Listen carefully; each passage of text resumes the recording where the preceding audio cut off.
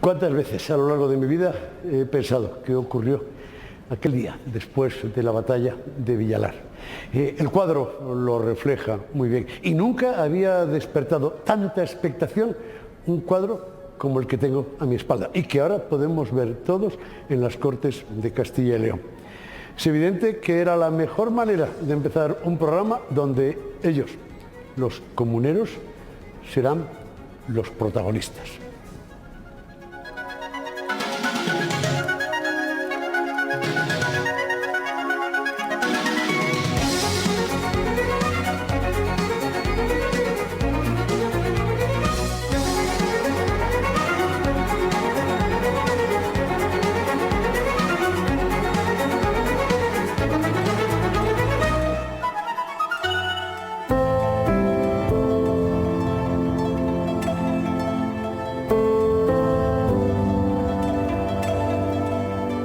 En el arcón de esta semana nos detenemos en la efeméride de un acontecimiento implicado en el sentimiento de comunidad.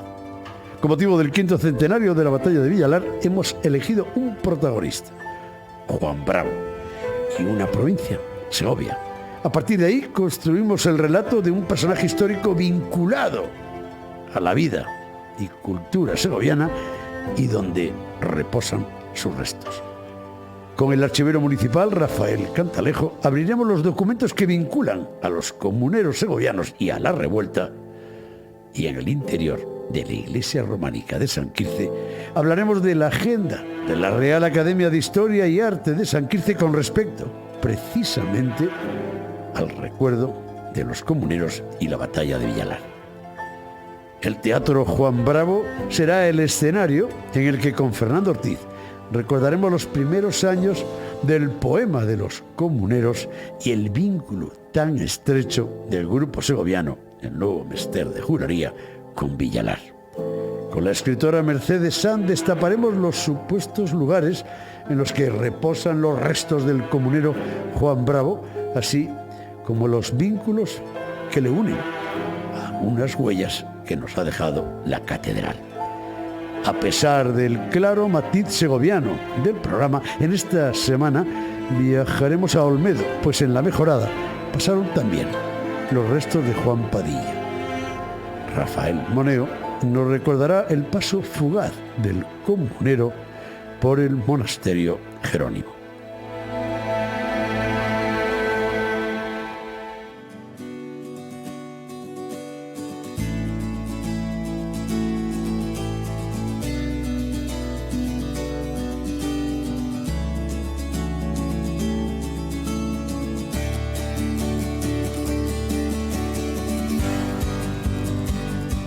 Comenzamos el arcón y esta semana lo hacemos en Segovia y vamos en busca de la voz del historiador Eduardo Juárez, un segoviano que ha bebido de las fuentes comuneras y nos lo cuenta en el bellísimo marco románico de San Martín, en el entorno de la estatua que los segovianos erigieron a su capitán comunero, Juan Bravo.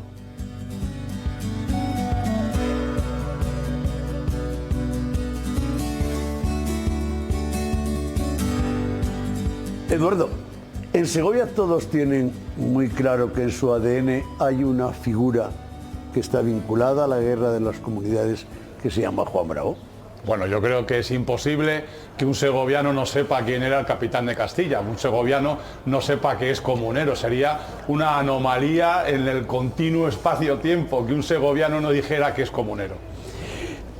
Acabamos de contemplar una escultura, una estatua que forma parte desde hace muchos años del paisaje y más del monumental al lado de la iglesia de San Martín. ¿Eso ha contribuido para que varias generaciones asocien al personaje? Bueno, fíjate que la estatua lleva 100 años ubicada aquí, ¿no? Van a cumplir el año que viene un siglo desde que fue puesta la estatua de Aniceto Marinas, ¿no? Bueno, pues yo creo que sí, forma parte, es un hito de los segovianos y de la ciudad, hasta el punto de que nadie dice que es la plaza de Medina del Campo, que se llama así por la guerra de las comunidades, sino que todos decimos la plaza de Juan Bravo, porque está Juan Bravo con la bandera recordándonos por qué lucharon nuestros antepasados, ¿no? ¿Y por qué sostenéis que los de Segovia y esta ciudad y su provincia tiene una raíz más comunera que otras? Bueno, pues porque yo creo que fue el fin de Segovia como protagonista de la historia de España, ¿no?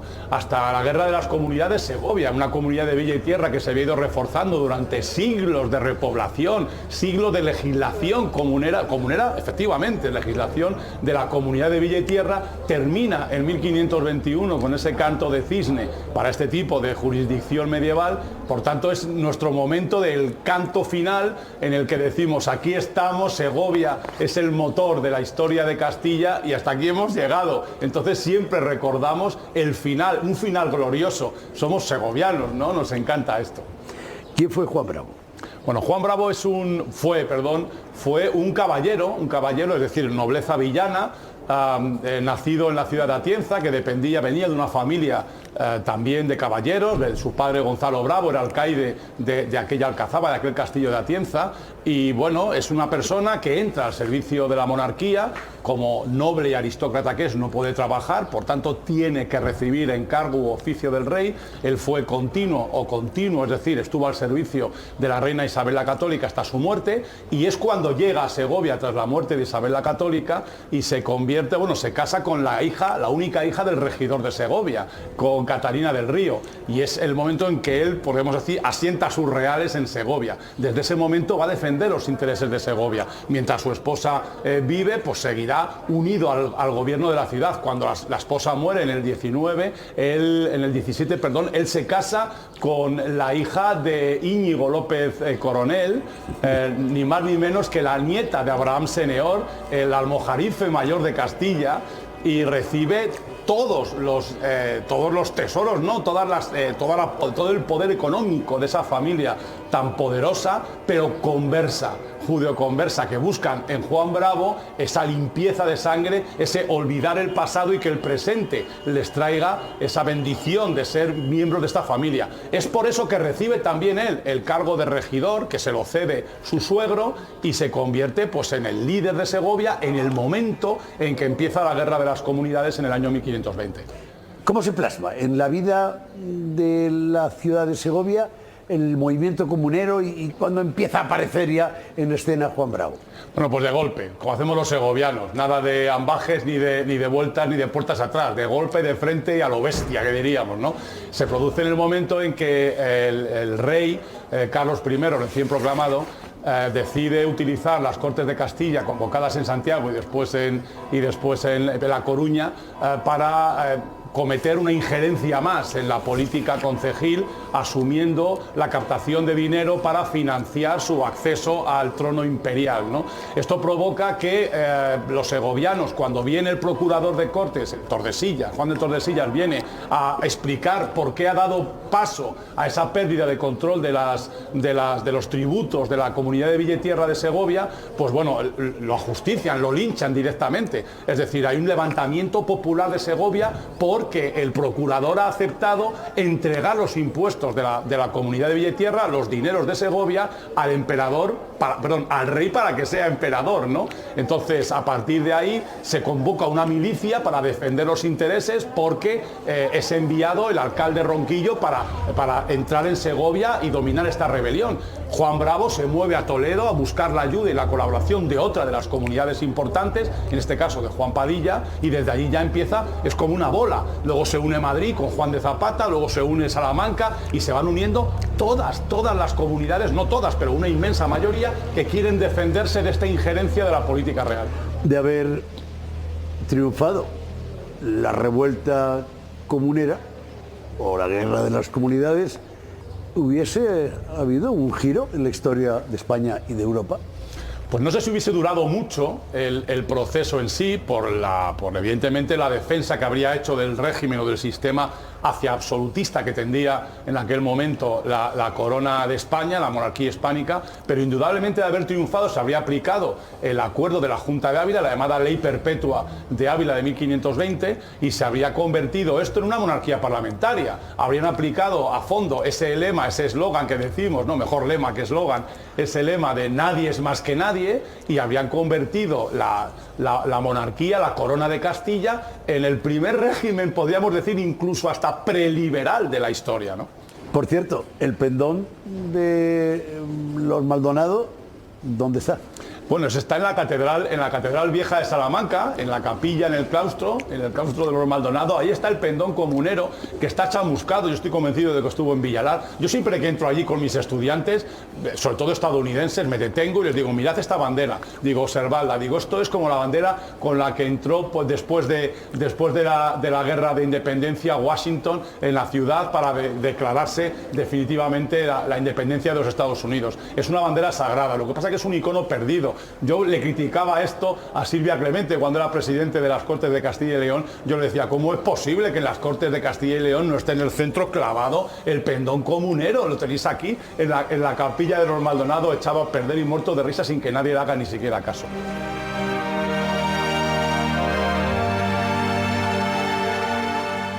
Abandonamos por un momento la vitalidad y certeza de las palabras de Eduardo para dirigirnos al Archivo Municipal de Segovia. Allí nos espera su archivero, Rafael Cantalejo. Queremos saber qué rastro se encuentra en el archivo de Juan Bravo.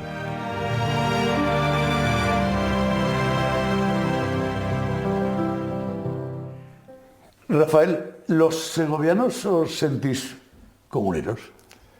Bueno, vamos a ver. El tema de los comuneros en Segovia yo creo que va muy vinculado también al regionalismo castellano. Nosotros nos sentimos comuneros. Seguramente si hubieras preguntado a alguien en el año 1900, casi ni te hubiera dicho que existían los comuneros, solamente los intelectuales, evidentemente, pero a cualquier persona de la calle no. Realmente entender los comuneros empieza pues a partir de la celebración del centenario de 1921, que es cuando se erige un monumento a Juan Bravo y cuando se le da un nombre también a una calle, a la calle donde está el monumento precisamente, pero a partir de ahí, y luego es evidente que la gran eclosión del comunerismo es a raíz del poema de Luis López Álvarez, la música de Nuevo Mestre de Juglaría, y a partir de ahí pues por lo menos las generaciones nuevas, los jóvenes, empiezan a conocer y a entender y a saber qué eran los comuneros. En el Archivo Municipal de Segovia, que por cierto, tú eres archivero, ¿y cuántos años llevas en el archivo? Pues va camino de 41. O sea, he hecho aquí toda mi vida. Rafael, ¿en algún documento, en algún estante, en algún lugar de este archivo, hay algún dato que nos recuerde a esa época concreta de 1520? Sí, los comuneros te refieres. Sí. Vamos a ver, aquí hay incluso antecedentes. Segovia, además de luchar contra el emperador y sus imposiciones económicas y su corte de extranjeros y demás, en Segovia había una deuda pendiente con el poder real. Y esta deuda precisamente tiene su inicio por eso una de las cosas que tenemos y que guardamos, custodiamos en este archivo y de las que nos sentimos muy orgullosos es precisamente el acta de proclamación de Isabel la Católica en la plaza de San Miguel, en el atrio de San Miguel de la ciudad. Y entonces la princesa y reina Isabel jura que, bueno, pues que va a mantener todos los fueros, las posesiones y demás. Pero le dura muy poco el juramento. Una vez que he llegado ya a mi trono, pues empiezo a repartir las tierras de Segovia entre mis favoritos. Entre sus favoritos están los condes de Chinchón, marqueses de Moya, que era Andrés de Cabrera, y bueno, Isabel de Bobadilla, que era la amiga íntima de la reina. Entonces, bueno, empiezo a repartir los territorios segovianos y eso es una afrenta muy grande al pueblo de Segovia. Pues ahí hay unos alborotos en las calles y en la población importantes. Incluso se describe cómo en un momento determinado hay un acto público en el que se rompen vasijas llenas de brasas para que aquello sea como muy espectacular, y las madres abofetean a sus hijos para que recuerden ya desde niños la afrenta que la corona hizo a Segovia. Por lo tanto, cuando estalla la guerra de las comunidades, había un caldo de cultivo. Ahí, exactamente. Aquí en Segovia, además de la lucha contra el emperador y todo lo que le rodeaba, las connotaciones políticas y económicas que tenía, venía ya de antiguo en la ciudad este tema. Rafael, ¿el archivo desde qué fechas tiene documentación? El archivo municipal. Bueno, el archivo, la fecha primera del archivo es el año 1166. Cuando llega 1520, en esas fechas hay un vacío. Al menos eso es lo que contáis siempre en Segovia. Sí. No hay documentación de aquella época. ¿Qué pudo ocurrir? No, bueno, no. Vinculada a los comuneros. Eso es, vinculada a los comuneros. Hay una sola documentación y muy importante, que es el pleito que establece la ciudad de Segovia con el conde de Chinchón, precisamente instándole a la devolución de todos esos terrenos que la reina le había regalado de un modo un poco extraño, digamos. Entonces hay un pleito que dura, pues creo que son como 170 y tantos años. Los comuneros precisamente tienen mucho que ver con esto, porque una de las cosas que hacen, por lo que hablábamos antes, por ese caldo de cultivo, esa afrenta que sufrió la ciudad, es arrasar las pertenencias del conde de Chinchón, aprovechando la revuelta comunera. Los hechos históricos que acaecieron, que tuvieron lugar, que se cantan en la historia de la guerra de las comunidades, el archivo municipal no ha recogido. No, yo creo que precisamente el establecimiento de ese pleito y todos los documentos probatorios de una y otra parte terminaron yendo a Chancillería de Valladolid y luego no regresaron aquí. El archivo, siglos después, recoge aquella curiosa polémica en la que intervienen intelectuales de mucho peso sobre la estatua de Juan Bravo. ¿Qué es lo que pasó y qué documentos tenéis en el archivo? Bueno, la polémica esta se genera no tanto por la figura de Juan Bravo, que todo el mundo estaba muy de acuerdo, sino sencillamente por el espacio en el que se iba a colocar el monumento a Juan Bravo. Que es donde está ahora. Que es donde está ahora. Hay un tira y afloja entre la intelectualidad no solo segoviana, sino que se implica la intelectualidad española, y mandan unos escritos porque donde está ahora es la estatua, había una fuente que se desplazó.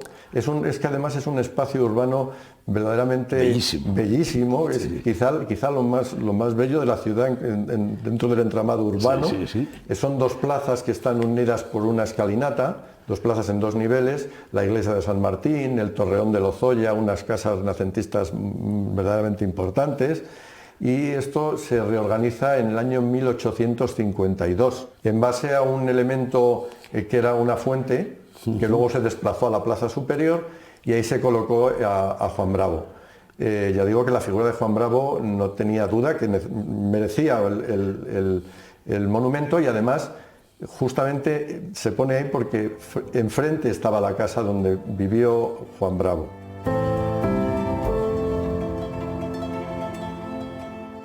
Antes de visitar la iglesia románica de San Quirce, volveremos de nuevo con Eduardo Juárez y a la bella silueta de la Catedral de Segovia que se encuentra a su espalda. El poema de los comuneros ha vertido ríos de sentimientos, pero también de versos que se desconocen, no se recitan. Hay una generación que apenas lo conoce. Bueno, yo creo que ahí tenemos que dar las gracias a los chicos y chicas del nuevo Mester de Jugaria.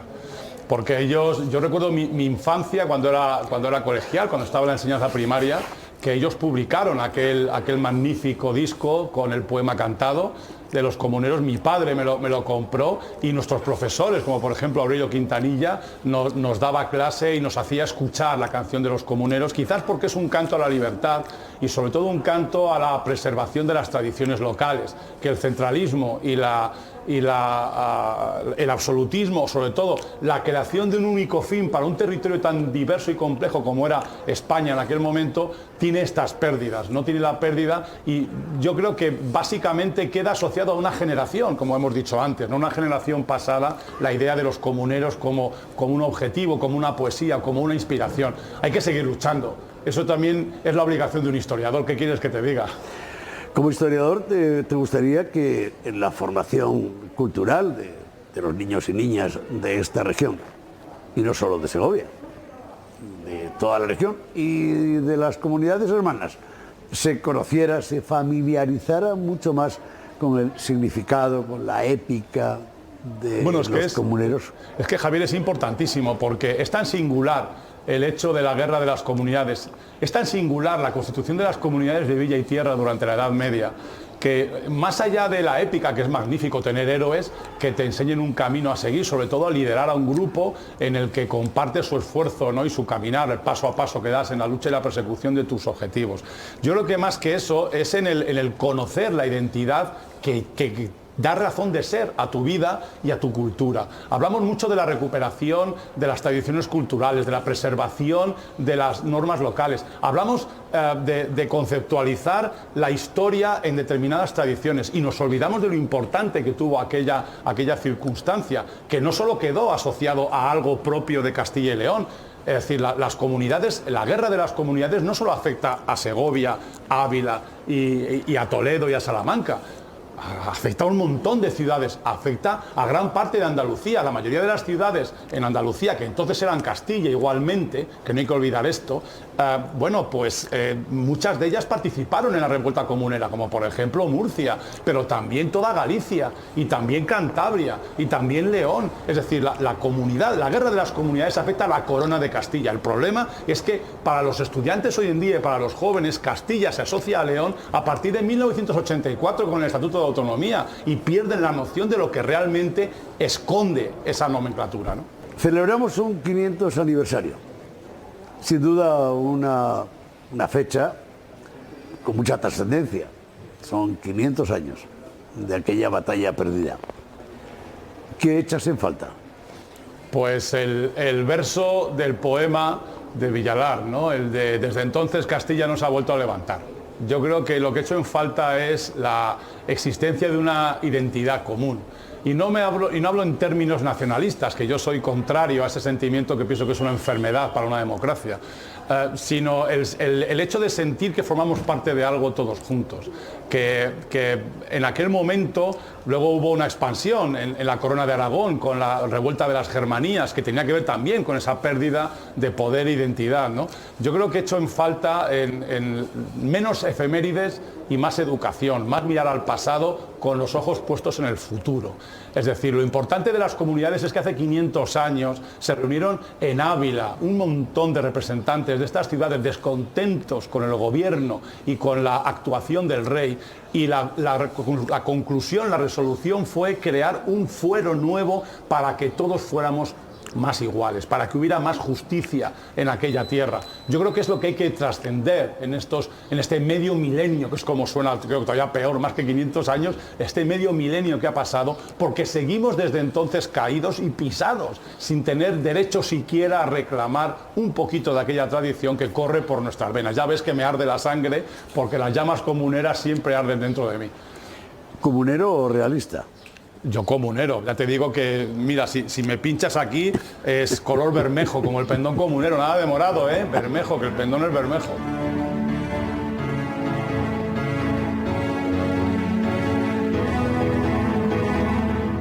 Ha llegado el momento de entrar en el interior de la Real Academia de Historia y Arte de San Quirce y conocer cómo vive la célebre histórica academia el momento comunero.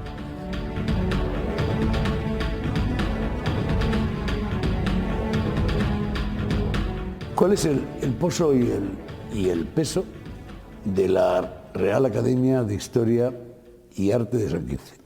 Pues es un peso y un poso que viene desde 1919.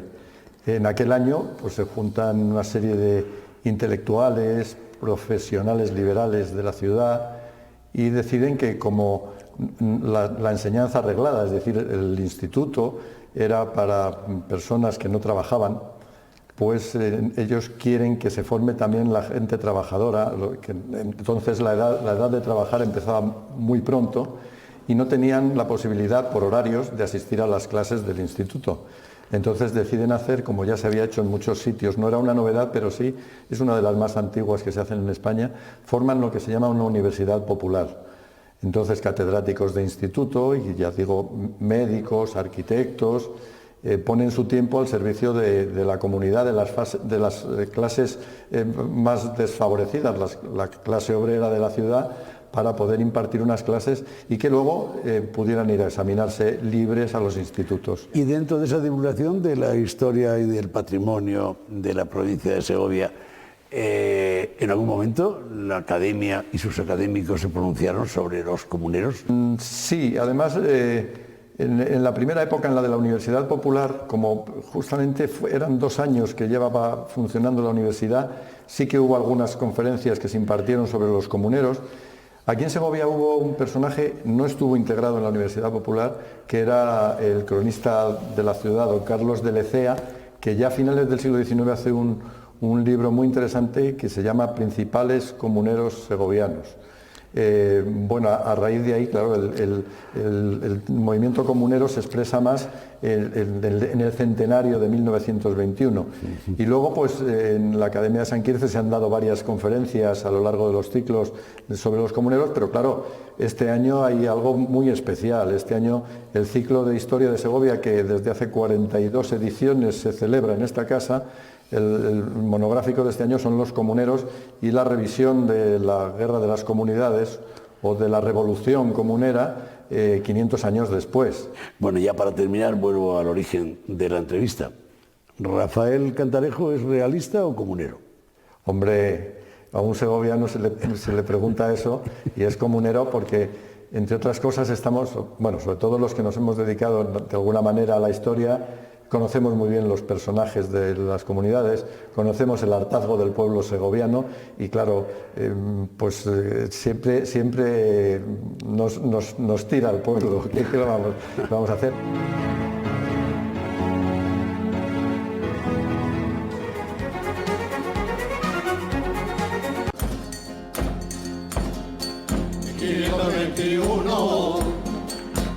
En la Plaza Mayor de Segovia se encuentra el Teatro Juan Bravo, inaugurado con el nombre del comunero en el año 1918.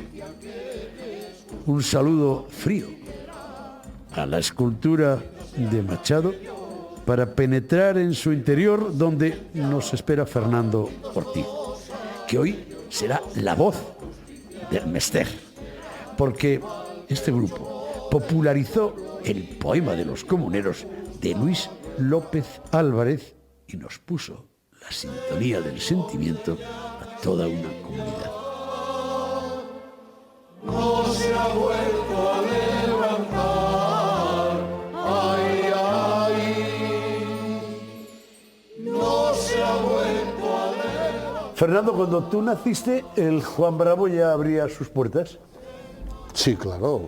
El Juan Bravo abre en 1917 con este nombre, además, Teatro Juan Bravo. Y en aquella etapa de tu niñez y de películas de cine, ¿el nombre de Juan Bravo era solo el del teatro del cine o ya intuíais que tenía que ver con un capitán comunero? Claro, es que aunque en la escuela a los comuneros se les sobrevolaba en un par de líneas, dice, y bueno, en el reinado de Carlos I hubo una rebelión, que era la de los comuneros, a la que siguió después en Valencia la de las Germanías. Y eso era un poco el asunto. Pero aquí no, aquí en los paseos por la calle Real, tú veías a un señor con una lanza y un pendón subido en medio de la plaza de San Martín y ponía Segovia a Juan Bravo, 1921, que es el año en el que se pone la estatua. Luego, si quieres, hablamos de las peripecias de la estatua. Pero, claro, Juan Bravo era, pues eso, un personaje familiar de los paseos adolescentes por la vida real, cuando subías y bajabas para cruzarte 15 veces con las chicas en aquella relación que era la más íntima que podíamos tener en aquel entonces. Pero Juan Bravo era el testigo de aquello, ¿no? Pasa el tiempo, llega la música y vuelve a aparecer Juan Bravo y los comuneros. Sí.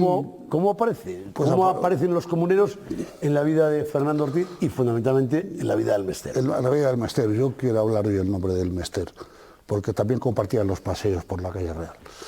En 1975 a finales, 74 mejor dicho, cae en nuestras manos un libro, Los comuneros, de Luis López Álvarez, que pues hombre, lo leemos con una enorme curiosidad y que es un libro que de repente descubrimos que es un cantar de gesta, pero con todas las de la ley. Pero claro, era una narración en la que te estaban tocando la fibra a la vez que te estaban contando una historia que tú no habías conocido nada más que de referencias escasas. Encima en octosílabos, encima nos llamábamos Mester de juglaría, y era una ocasión única para hacer juglaría con un cantar de gesta. Eso es un poco la historia. Hacemos el trabajo, resumimos el poema, le ponemos música y pedimos permiso a Luis López Álvarez, que a la sazón estaba en La Habana.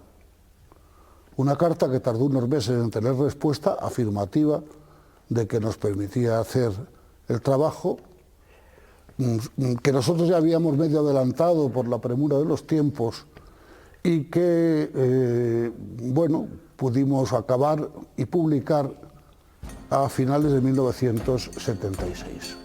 521, en abril para más señas, en Villa la justicia, quienes justicia pidieran, en Villa la justicia, quienes justicia pidieran. Malditos sean aquellos que firmaron la sentencia, malditos todos aquellos los que a justicia quisieran, al que luchó por el pueblo y perdió tan justa guerra. Poco antes de verlo en la calle y teniendo ya un ejemplar en nuestras manos, pues Luis López Álvarez, que estaba en España, porque había venido por las razones de sus trabajos diplomáticos, quedamos con él en Segovia, en la calle de Daoiz, en casa de un abogado amigo común de Luis y de nosotros, y escuchamos el disco aquel. Lo escuchamos durante los 50 minutos que dura, en un silencio absolutamente sepulcral, con lo cual los nervios nuestros estaban a flor de piel, hasta que Luis, al que conoces bien, y con esa voz solemne y campanuda, en el mejor sentido de la palabra que tiene, dijo escuetamente: hemos acertado. Hay muchos que sostienen que sin esa sintonía mal podría haberse llevado las últimas décadas de Villalar. Yo no me atrevo a decir eso. Lo que sí que te puedo decir es que esa sintonía que nació en un disco de un grupo de música ha estado presente en Villalar desde que Villalar se empezó a conmemorar. No me gusta celebrar porque es una palabra con un significado demasiado positivo para evocar una derrota. Pero sí es verdad que yo me acuerdo de los primeros años en que íbamos allí, 77, 78, los pocos puestos que había de vendedores, estaban todos con la música de los comuneros. ¿Qué se siente cuando no nos podemos enjambrar en la campa y ya va para 2 años? Pues que aunque pues que nos queda el encinar, que los pinares ardieron, nos queda el encinar. Y que, bueno, que nos hubiera gustado mucho estar en la campa, nos hubiera gustado mucho que las instituciones de la comunidad hubieran contado con nosotros, aunque hubiera sido solo para algo, en este 5º centenario, porque nos han ignorado absoluta y rigurosamente, Pero bueno, sus motivos tendrán. Supongo que hay, y no lo dudo, cosas mucho más importantes en las que haber utilizado su tiempo y su gana de conmemorar este quinto centenario. Un placer, amigo. Un placer, Javier.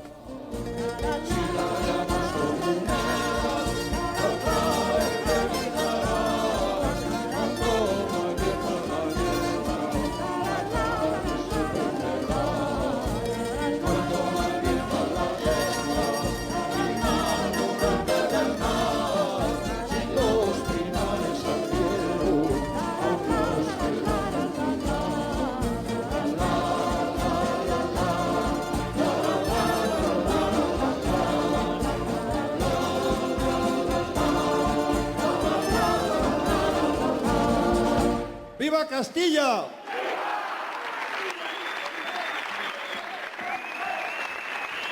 Despedimos a Fernando Ortiz en el escenario que muchas veces le vio actuar para dirigirnos a la Catedral de Segovia.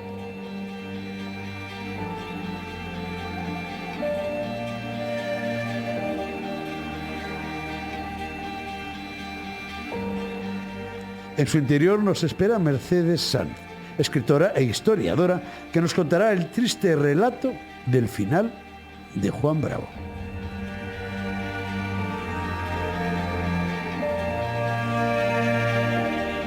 Mercedes, tú eres una de esas segovianas que de niña aprendiste el poema de los comuneros cantando. Cantando y de la mano Javier, del Mester de Juglaría, y rodeada siempre de amigos, bailando y disfrutando de ellos, de su música. ¿Siempre habéis tenido claro, los segovianos y las segovianas, vuestro ADN comunero? Yo creo que sí. Yo creo que además Segovia fue una de las ciudades que más impulsivas, ¿no? Que quizás más se manifestaron en esa guerra de las comunidades. Y ahí lo tenemos, es nuestro ADN cultural, en definitiva. Por lo tanto, bueno, pues forma parte de nuestra historia. Y hablando de historia, hay una parte de ella que tú has investigado mucho que está vinculada a la muerte. Y nos pareció oportuno preguntarte qué fue de los restos del capitán comunero, de Juan Bravo. Bueno, pues tiene un historión muy bonito por contar. Es verdad que Juan Bravo tiene sus lugares de la vida, pero también tiene sus lugares de la muerte. Y para hablar de sus lugares de la muerte tenemos que mencionar dos. Por un lado, aquí en Segovia capital, en el convento de Santa Cruz, y por otro lado en Muñoveros. ¿Cuál es esta historia en torno a ese cuerpo ya muerto de Juan Bravo? Bueno, también sabemos que a todas las personas que habían cometido pecados de lesa majestad, como era el caso de esa rebelión de los comuneros, ellos fueron ajusticiados en patíbulo, Javier. Bueno, pues a muchos de ellos se les privaba incluso de la sepultura. Claro, ¿qué ocurre? Se iban a dar dos circunstancias. Había casos donde la familia ni siquiera reclamaba el cuerpo de los ajusticiados. Otro caso eran las cofradías o alguna institución religiosa que se encargaban de dar sepultura. Es verdad que la Iglesia, y concretamente de la mano de Pío V, lo que hace es precisamente dar un motu propio, es decir, algún documento donde garantizaba la sepultura a todos esos ajusticiados que habían cometido una pena de lesa majestad, que era el caso de nuestros comuneros. ¿Qué pasó con el cuerpo de Juan Bravo? Bueno, pues fue Jerónimo de Frías quien solicita la exhumación del cuerpo de Juan Bravo. Juan Bravo, junto con los otros dos comuneros, fueron enterrados en la iglesia de Villalar, y sabemos que se solicita de la mano de Jerónimo de Frías ese cuerpo el 18 de mayo de 1522 y Juan Bravo viene a Segovia. El documento dice que aproximadamente a principios de junio, o el 2 o el 9 de junio, que era domingo, sabemos que era domingo, llega a la ciudad de Segovia. Estaban pendientes, ¿no?, de esa llegada, pues toda la ciudad, hay que decir.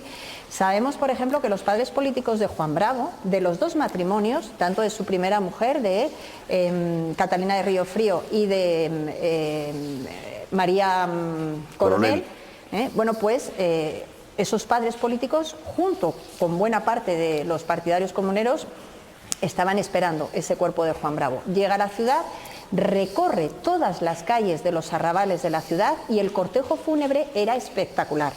Claro, el yerno de Voz Mediano, Gonzalo de Herrera, en previsión de todo esto que podía ocurrir, también coge a una serie de hombres para neutralizar esta rebelión que se estaba provocando, ¿no? O este tumulto que se estaba provocando en torno al cuerpo de Juan Bravo. La verdad que al final los comuneros lo que tienen que hacer al día siguiente es acudir al regidor y delante de un crucifijo decir que bueno, pues que iban a calmarse, que de alguna manera pedían perdón por todo lo ocurrido y que se comprometían además a socorrer. El caso es que el cuerpo de Juan Bravo va a ser enterrado en el convento de Santa Cruz, porque ellos allí, bueno, pues tenían a una serie de familiares enterrados. El convento de Santa Cruz también es un icono, ojo, es un referente en la historia de nuestra ciudad, pertenecía a la Orden de los Dominicos y allí, justo al lado de ese convento estaba y está la cueva de Santo Domingo de Guzmán.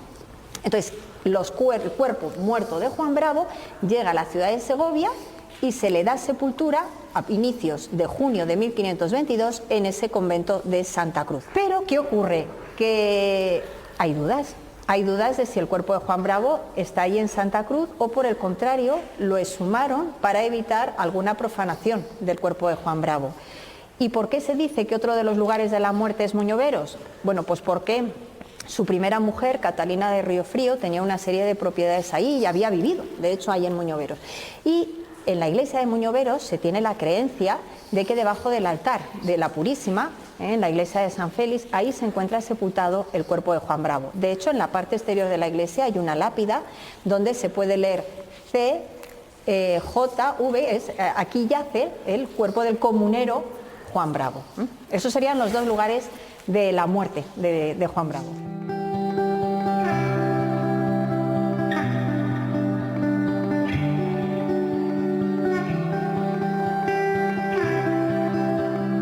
Por un momento salimos de Segovia para dirigirnos a los restos del monasterio de la Mejorada en Olmedo, que, según su actual propietario, el arquitecto Rafael Moneo, fue también solar, aunque fugaz, de los restos de otro comunero, Padilla.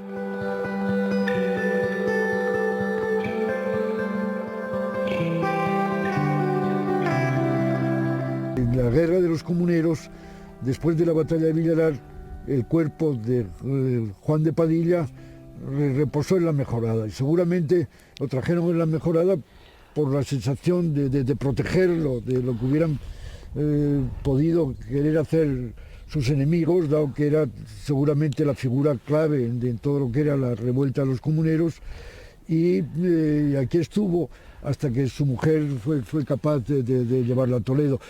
Nos pareció que tratando de ser un vino de más amplio recorrido, en el sentido de más próximo al pueblo llano, darle el nombre de Villalar tenía sentido, y de ahí que venga ese nombre.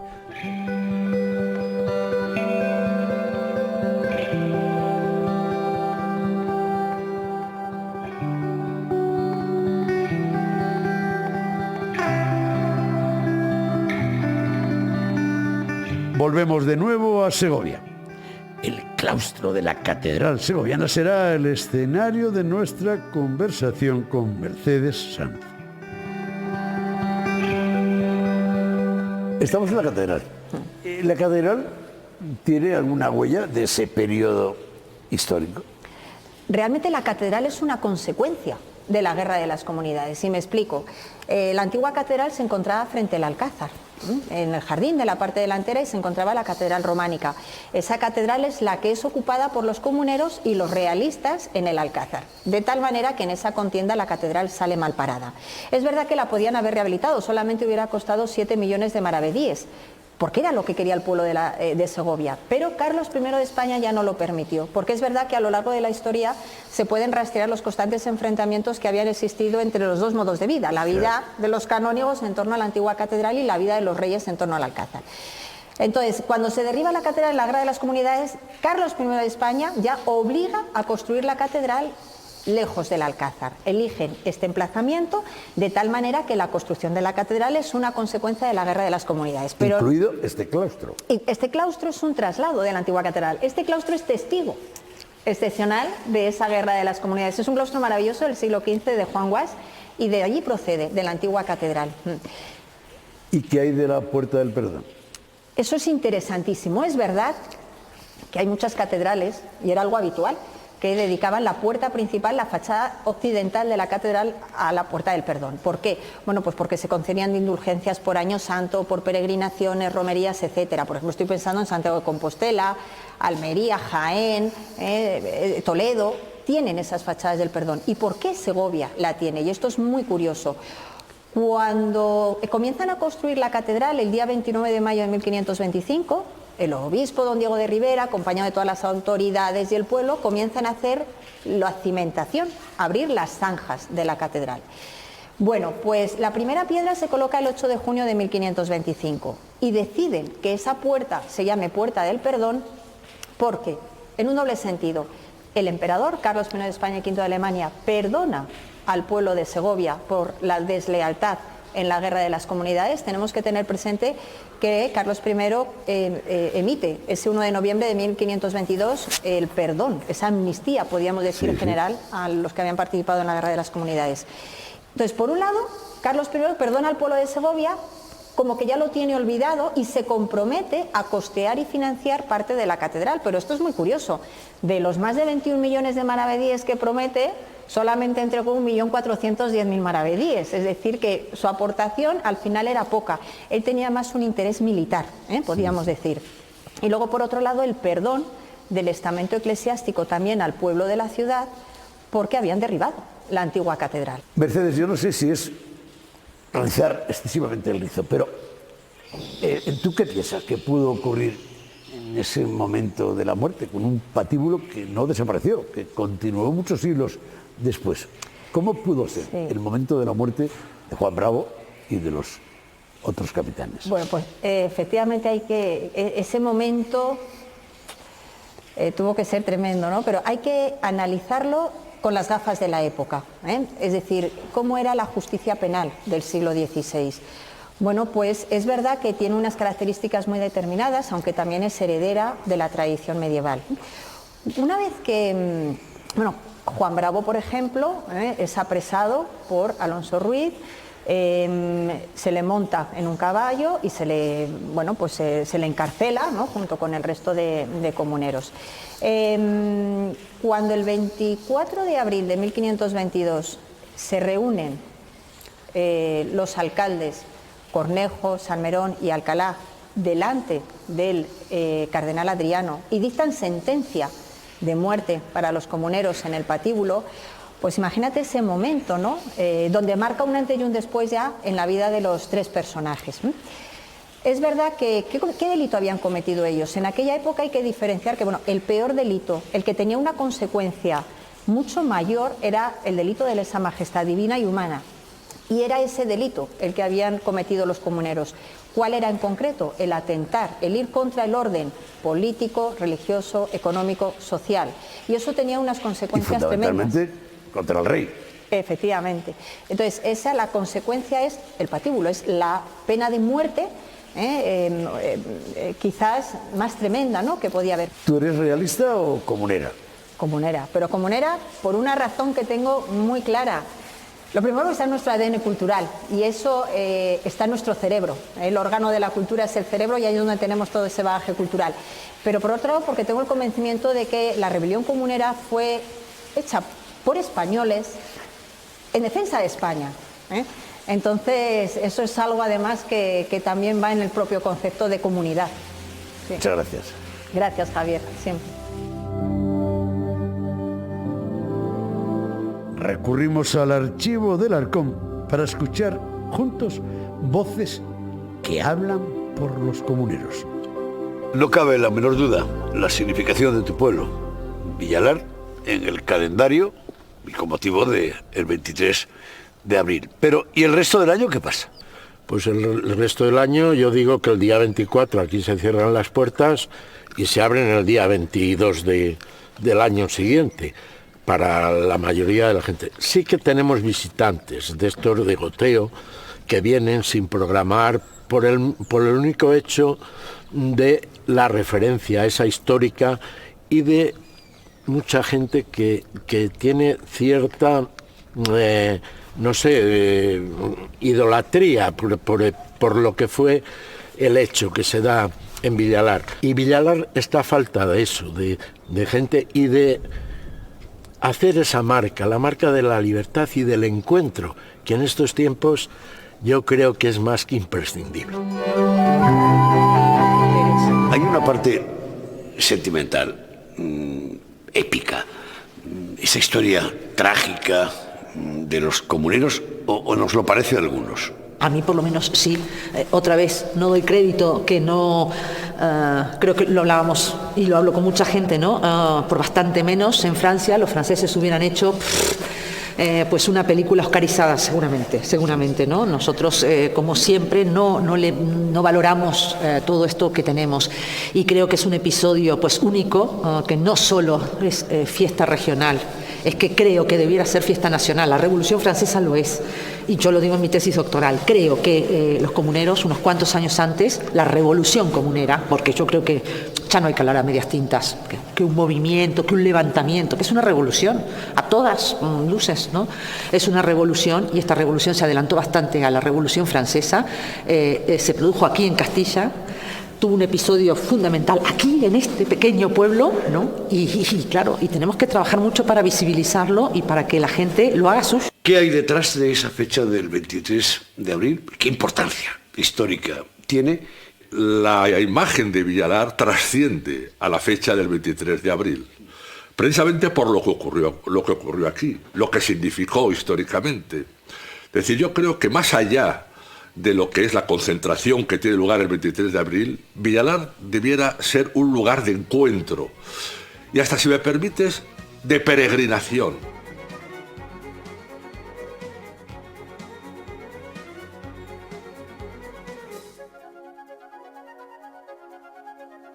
Hasta aquí nuestro pequeño homenaje a los comuneros en el 5º centenario de la batalla de Villalar, y en especial a Juan Bravo, y a una ciudad que vive con respeto y orgullo la huella de su historia comunera. Recuerdo con mucha emoción el día en que mi voz se enjambró en la campa de Villalar con la lectura del manifiesto. Hasta la próxima semana. ¡Viva Villalar! ¡Viva Castilla y León! Que este panal de miel siempre se enjambre con todos los habitantes de Castilla y León. Gracias.